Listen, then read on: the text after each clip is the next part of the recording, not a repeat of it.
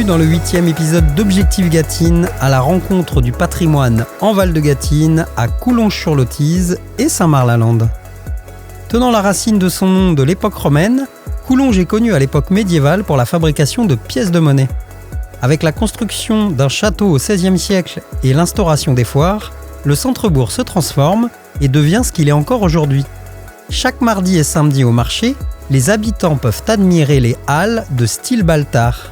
Inscrites sur la liste des monuments historiques depuis 1996, ce sont les seules halles des Deux-Sèvres à posséder un clocheton qui sonne chaque demi-heure. À l'intérieur, son tableau de droit de plaçage nous permet de connaître la marchandise vendue ici à la Belle Époque. Le château Renaissance de la ville constitue un élément majeur de l'art Renaissance du Bas-Poitou. Pour nous faire la visite, qui de mieux que la gardienne des lieux, Isabelle Joachim, chargée de patrimoine pour la commune de Coulonges-sur-Lotise et responsable du service tourisme en Val-de-Gâtine.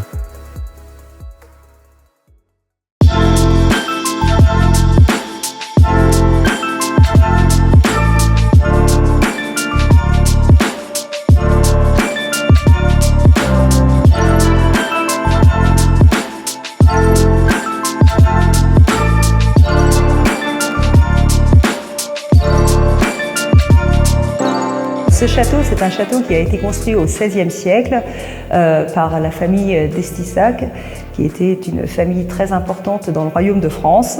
Il a une première partie qui date des années 1520, qui a été probablement construite par Geoffroy d'Estissac, qui était l'évêque de l'abbaye de Maizet, et une deuxième partie qui est datée entre 1544 et 1568, qui a été construite par Louis d'Estissac, qui était gouverneur de La Rochelle, de Leunis et de la Saintonge, et aussi lieutenant général du Poitou. Ce château, il a reçu de nombreux personnages importants, notamment Rabelais. Si vous lisez les écrits de Rabelais, Gargantua, vous voyez qu'il est mentionné le nom de Coulonges, mais aussi Montaigne, puisque la famille d'Estissac était très amie avec Montaigne, et puis aussi de nombreux rois et reines. Notamment en 1569, toute la cour de France, la cour royale de France, avec Catherine de Médicis, Charles IX, la reine Margot, Henri III, qui sont venus et qui sont restés sur le site de Coulonges pendant plusieurs mois. Et puis aussi Louis XIII, qui est venu 2 fois sur le site du château de Coulonges. Donc ce château habité par une très grande famille française qui au fil du temps va être abandonné parce que les nobles vont monter à Paris, à la cour de Louis XIV, et donc il va subir plusieurs destructions. À la Révolution française, il va être vendu comme bien national. Et là, il va être partagé entre plusieurs habitants et il va avoir plusieurs fonctions. Ça va être notamment une école, une gendarmerie, ça va être un tribunal de justice, ça va être plein de choses différentes, ça va être aussi des habitations. Et puis un personnage important va venir sur le site du château de Coulonges, c'est Octave de Rochebrune. Octave de Rochebrune, il a un château à Fontenay-le-Comte qui s'appelle le château de Terre-Neuve. Et ce qu'il va faire à partir des années 1850, c'est qu'il va racheter les éléments du château de Coulonges et les faire ramener dans son château, au château de Terre-Neuve. Donc il y a des parties qui manquent, des parties magnifiques sont les plafonds à caissons, les cheminées, des porches, des voûtes. Et puis à partir de 1933, la mairie va racheter le château. Le château va devenir communal, la mairie va d'abord s'y installer, puis après elle va déménager pour enfin y revenir dans les années 80. Et puis il faut savoir aussi que ce château a aussi été le collège de la ville jusque dans les années 1970. Ce château est très particulier, voire même unique, de par ses cuisines. Les cuisines dans lesquelles nous sommes actuellement, ces cuisines, elles sont uniques. Pourquoi ? Parce que vous avez de magnifiques voûtes qui sont sculptées et décorées. Vous avez 4 voûtes. Toutes les clés de voûtes sont différentes. Et tout ça repose sur une colonne d'une vingtaine de centimètres de diamètre. Et ce genre de décors sont réservés à la noblesse. Or, la noblesse ne venait pas dans les cuisines, donc il n'y a aucune raison de faire ce genre de décor pour des gens du peuple, des gens qui travaillent dans les cuisines. Vous allez aussi y trouver une glacière ainsi qu'un puits, ce qui fait que ces cuisines étaient très bien aménagées pour le XVIe siècle. Et donc ça veut dire que quand on a construit ces cuisines, on a aussi pensé aux gens qui travaillaient dans les cuisines, puisqu'on leur a mis à disposition la glacière pour avoir de la glace tout près, mais aussi un puits. Et donc ça veut dire qu'on n'avait pas à sortir 15-20 fois par jour pour aller chercher de l'eau. On avait de l'eau directement à portée de main.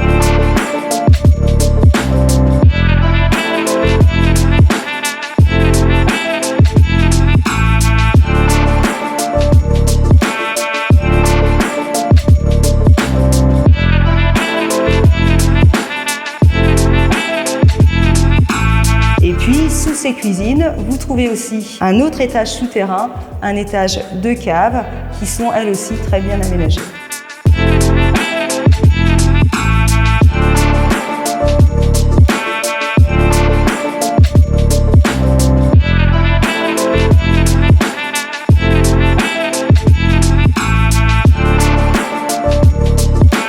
Le château, il est ouvert en juillet et en août.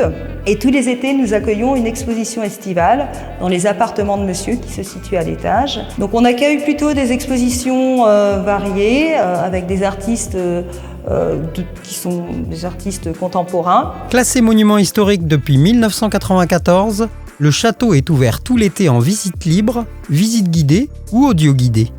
En vous y rendant, vous aurez peut-être la chance d'y croiser Tissac, un amphibien devenu la mascotte des lieux.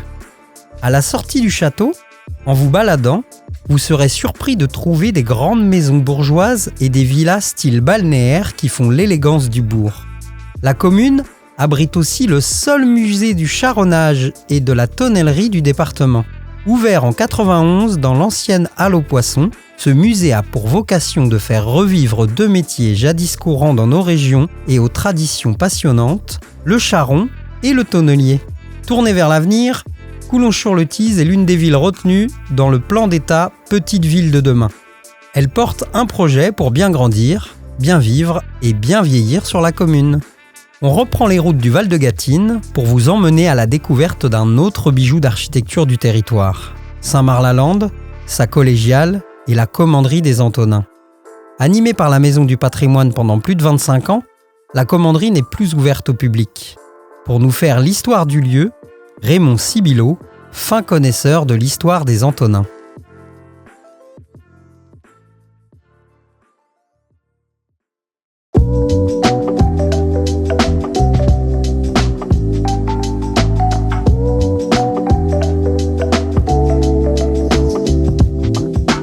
On va commencer l'histoire bien avant l'arrivée des Antonins ici.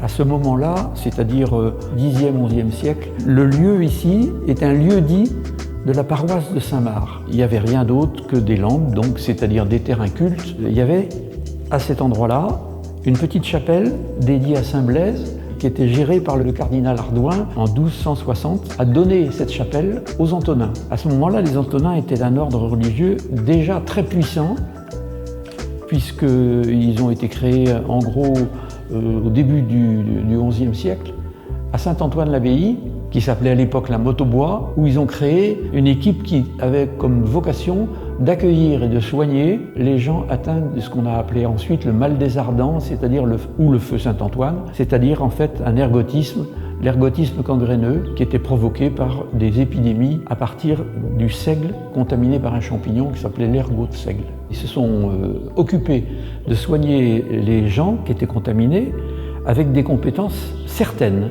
dont on ne comprend pas l'origine, mais des compétences traditionnelles qui ont été éprouvées, vérifiées depuis. Et les Antonins se sont beaucoup développés avec ça, et ils ont eu jusqu'à 270 établissements identifiés clairement dans l'Europe de l'époque.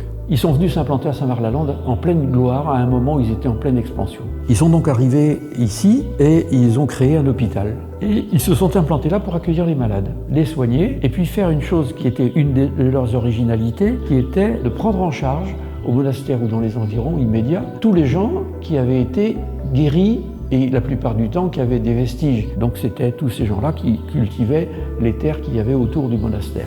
Ils identifiaient bien soigneusement la maladie. Alors il y avait tout un cérémonial à caractère religieux puisqu'on n'avait aucune explication sur ça. On s'est donc mis à prier Saint-Antoine, Saint-Antoine l'Africain ou Saint-Antoine le Grand, qui était le premier moine de l'histoire de l'Église. On trouve le dessin des plantes qui ont servi aux Antonins pour faire une pièce centrale de leur dispositif de santé, qui était le baume des Antonins qui étaient composés de 14 plantes qu'on a retrouvées ici, qu'on a implantées, pas toutes, mais presque toutes, dans le jardin médicinal qui a été restauré il y a quelques années. Et ils fabriquaient le baume à partir de la graisse de cochon, parce qu'ils avaient une autre faveur, une autre richesse, les Antonins. Ils avaient le droit de laisser paître des cochons en liberté dans les rues des villes. Et il y avait un contrat entre les Antonins de Saint-Marc-la-Lande et la ville de Niort. Les Antonins avaient le droit d'avoir 3 cochons à divaguer dans les rues de la ville de Niort. Et le cochon se nourrissait des déchets de tout le monde.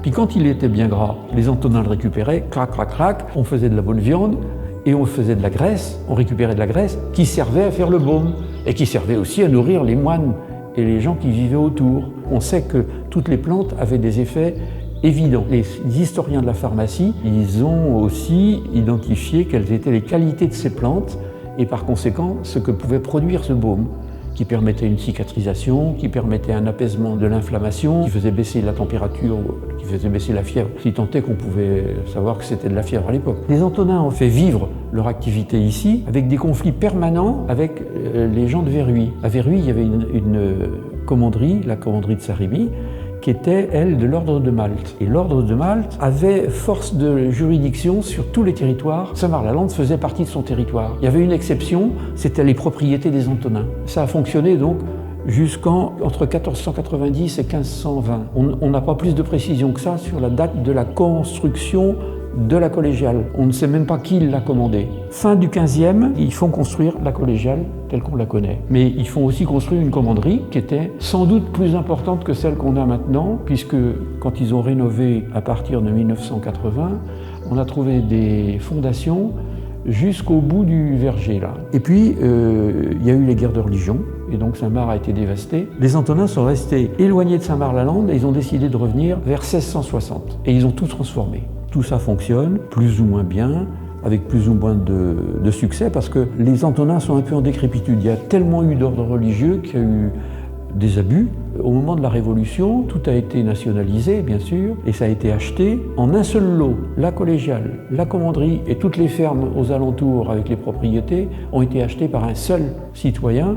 C'est tombé en ruine, parce que c'était plus une église, parce que c'était plus une commanderie, donc c'était des dépendances de la ferme. Mais à partir de 1845, le propriétaire de ce moment-là a dit à la commune « Moi je vous rends l'église et la commanderie à une seule condition, c'est que je puisse faire mon activité autour, sans que vous me dérangiez, et que l'église redevienne une église et qu'il y ait un curé. » Donc il y a eu une démarche pour réimplanter, reconsacrer les lieux, nommer un curé, etc., etc. En 1846, la commune installe dans la commanderie la mairie et l'école mixte.